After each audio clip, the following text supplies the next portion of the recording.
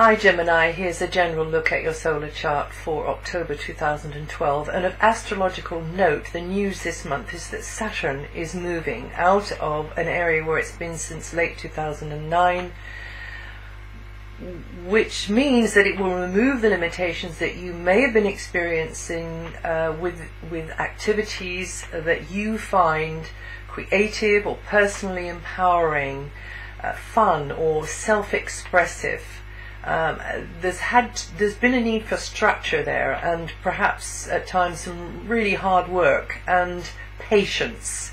So any kind of project that you may have been involved in, or projects, but now the Saturn limitations will be felt most in the area of daily duties, employment, work, but also that can be health as well, your own or another's. And some of you may be considering cleansing regimes during this time, or getting into therapies or other regimes which and diets which can really help you maximize your health and your fitness. But whatever this is going to be about, whether it is work orientated, where some of you will be learning new skills through hard work probably, and then applying these in a plodding kind of a way, and learning a bit more and learning a bit more, step by step by step, which is what Saturn style is. Whatever you're doing, you just have to adopt the long view and just slowly, gradually allow things to come together in this very practical area of your solar chart, because in that way you'll be most successful with the vibration of Saturn, and Saturn will be there until 2015. Saturn was in the previous area from 2009. So maybe some of you would like to just look back on that time in that area there and pick up the feel of what Saturn might mean for you in this new area.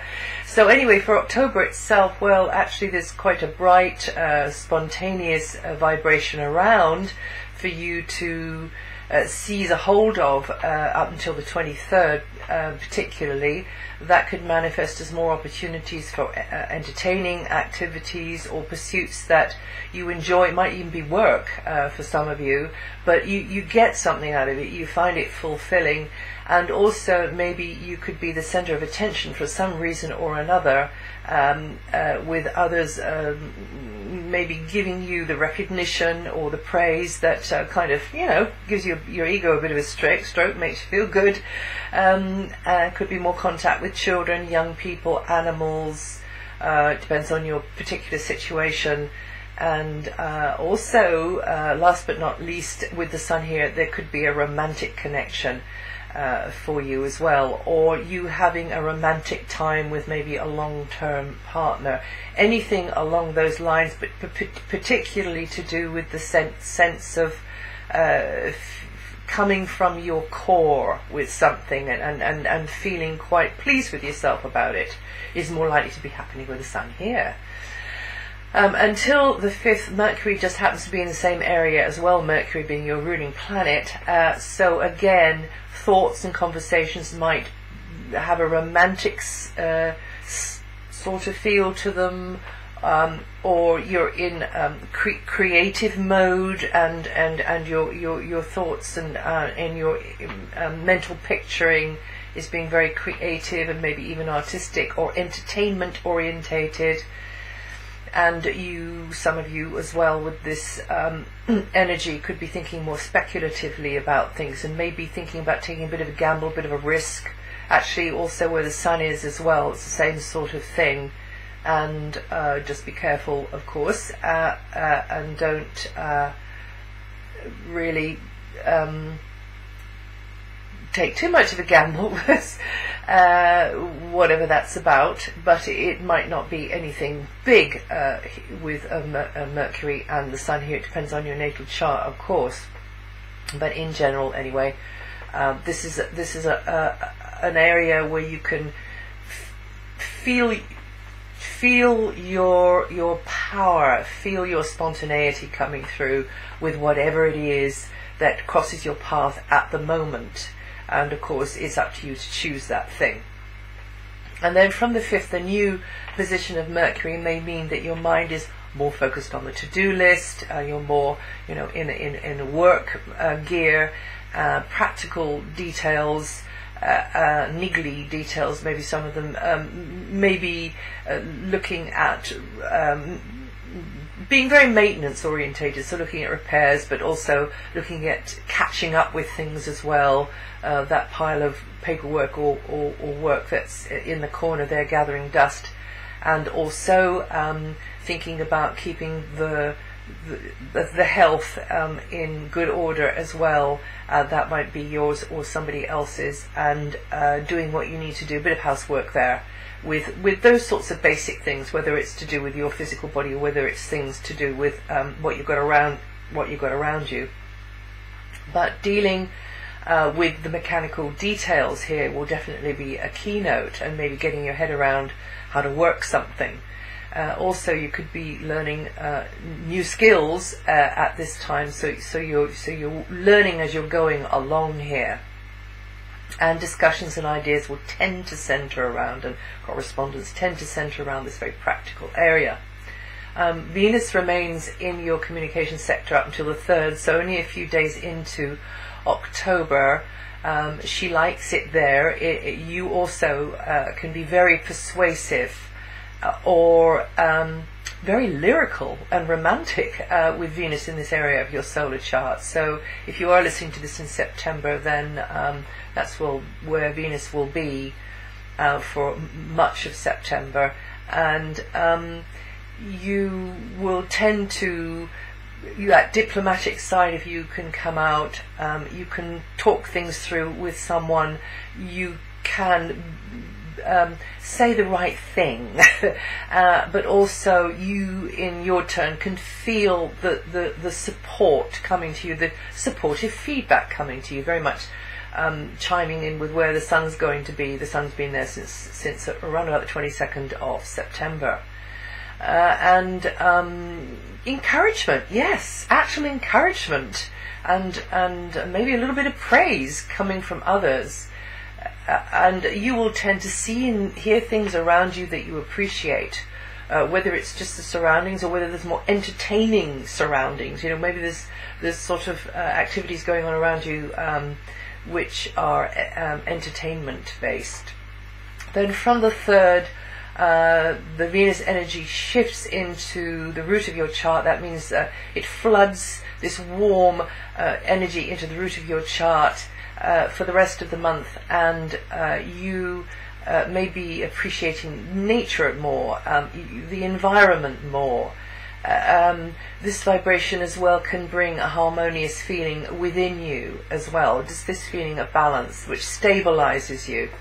And also general sort of feel of stabilizing conditions around you as well.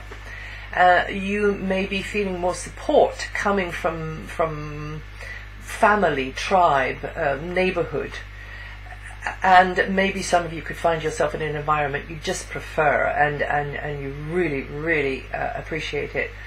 Also, for some of you, this could mean you're more drawn to decorate a space, inside or outside. Some of you could be digging the garden, just prettying it up, embellishing a space, whether it's inside or outside. And it's a good time as well for some of you to get a good deal through property of some kind, whether it's a small little thing or whether it's a great big thing. And because Venus is about money, it might be lucrative for you to be working from home, or something centered around a property, or some sort of base of operations. It's more likely that you will be playing host or visitor to others somewhere, maybe to somewhere you being somewhere you like, and or to someone that you like as well, somebody you really appreciate. So being somewhere you like, or in the company of someone that you really appreciate, tends to be more the setup when Venus comes into this area of your solar chart. And of course, all of the planets, you will tend to feel the influences more when they roll across the degree that is connecting with a degree of your sun or an important point in your natal chart. You see, that's the way it works. Until the end of the first week, Mars is in an area of service where it's, working hard. Feisty Mars then will go into your close relationship sector. But this area of service, you've got to keep your eye on the ball here. You want to get things organized. Maybe it's around maintenance, maybe it's about repairs, and you will want to get things running in the way that you like. And there is perhaps a danger of conflict, maybe with service providers or co-workers, colleagues, and it can also be centered around health, yours or another's as well. Whatever it is for you, just try not to take on too much. Don't overstretch your physical energy. Watch where you're going and just don't overdo things. And then from the 7th onwards, personal or professional relationships are likely to become more lively, but productive, but active. This is the key feature here of Mars in this area, active. We're getting this thing done together. And again, remember, the influence will be felt mostly when Mars moves over a degree of an important point in your natal chart. But the general overview, anyway, is this. So relationships may put more physical demands on you. Maybe not because of the relationship itself, but somebody you're related to and something maybe that you're supposed to be doing together, or you are doing together, or whatever the reason is. Also, someone can elicit strong reactions in you, but also vice versa. You can elicit strong reactions in somebody else. Once again, patience may be needed as wherever Mars goes. We have to learn to be, not hasty, not make a false start, not dive into things before we're absolutely sure what we're doing, or whether we're both singing from the same page, or whatever it is. But definitely teamwork here can be very productive. And if it's a love sort of scenario, then just be careful not to be hasty here to rush off without really perhaps thinking it through or whatever. I mean, that's up to you to know that. But don't let somebody else push you. This is the thing also with Mars here. Don't let somebody push you, because you're not, you want to please, or you want to keep up, or you want to show willing, or whatever it is. You don't want to lose face, but actually inside of you think, I'm not sure about this. So don't let somebody push you.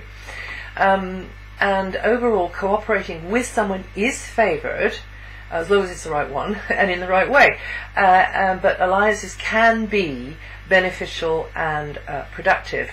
Some of you will have to slow down and understand things. Just go quiet. You know what that is, Gemini. Just stop talking and listen.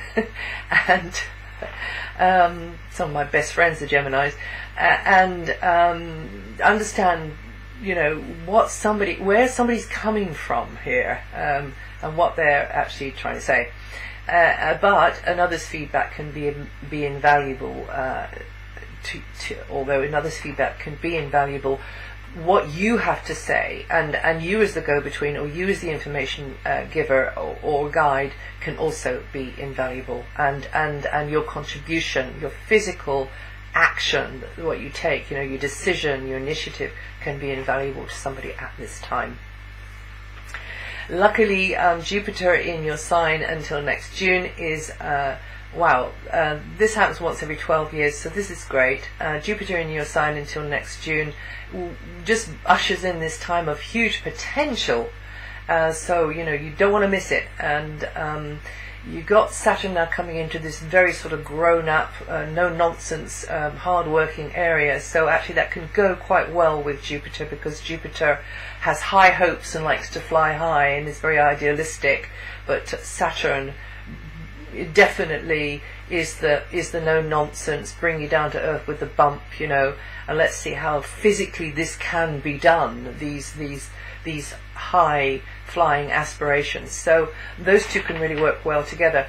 Jupiter will tend to help you widen your scope, see just a broader range of options, and you will tend to expand willy-nilly into new fields of interest, but put some choice behind that, because Jupiter will bring this expansion in its wake, you know.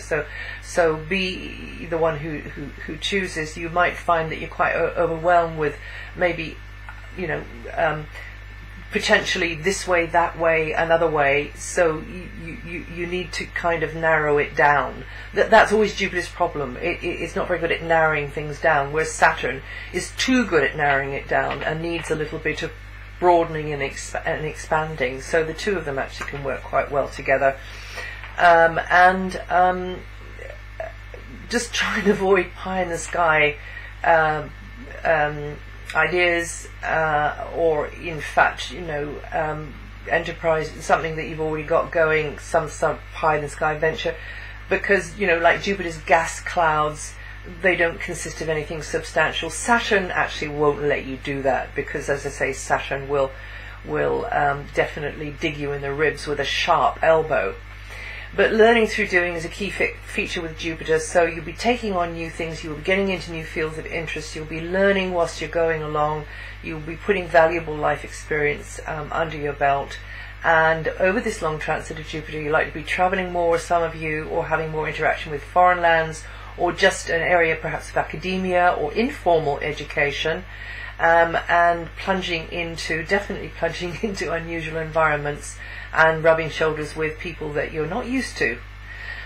Maybe suspending disbelief, because you know, some of the things that happen, given the position of Uranus these days, a very opportunistic angle to your sun sign, Gemini, things that you never thought could happen would happen, amazing things, because it's a positive aspect, are going to be happening. So spread your wings, Gemini. This is these months now that we have left of this transit for you to spread your wings and fly. And that is going to be there until next June. From the 23rd, the material physical aspects of your life here on Earth are going to be emphasized. And that's when the Sun comes into the area that Mercury will be in, you being more striding forwards in getting things organized the way you want them to be, on a practical level. Also, it can be about health for some of you as well, but definitely about daily duties, but brimming probably with creative ideas. And that's it for October. If you know your rising sign and your moon sign, listen to the forecast for those two. Because if you put them all together, you kind of get an inkling of what might be coming up. Also, if you're not on my website, go there, and if you haven't read them already, it will tell you what the slower moving outer planets are doing, which don't change too much, except they have done this month because Saturn has moved signs. And then when you put that all together, it might give you an idea coming up, and I hope that helps, and I'll see you the next time.